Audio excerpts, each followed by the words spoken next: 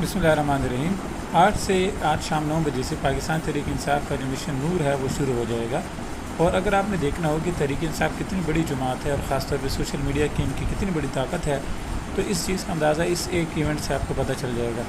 कि ना किसी पार्टी ने, ना उनके अहदेदारों ने, ना इमरान खान ने, ना रीमा खान ने, ना बैरिस्टर गौहर सलमान अकरम, किसी ने भी इस मिशन नूर के बारे में सोचा और ना ही बताया। एक आम आदमी, एक आम इंसान जिसका नाम मोहम्मद अहमद ख़ान है, जो कनाडा में रहते हैं, पाकिस्तान तहरीक इंसाफ के इमरान खान के सपोर्टर हैं, उसके दिमाग में ये बात आई, उसने जाके अपने और दोस्तों को बताई। तो फिर मोहम्मद अहमद ख़ान जो हैं, अलादीन जो हैं, अलीज़ई जो हैं और बाकी इस तरह के जो उनके दोस्त हैं, उन्होंने इस पर काम करना शुरू किया। और पिछले 2 हफ्ते तक इसके बारे में लोग मजाक उड़ा रहे थे, लेकिन अब ये इतना बड़ा ये मिशन बन चुका है कि पूरे पाकिस्तान की एजेंसीज़ और गवर्नमेंट और जो तहरीक इंसाफ के अंदर बैठे हुए उनके जो खिलौने हैं, उन सब ने इसके बारे में अपना स्टांस लेना शुरू कर दिया और इसके ख़िलाफ़ एक इतनी बड़ी और इतनी गलीज़ कैंपेन स्टार्ट की है कि ये जो इनका मिशन नूर है, इसका ताल्लुक तो दरअसल कादियानियत के साथ है।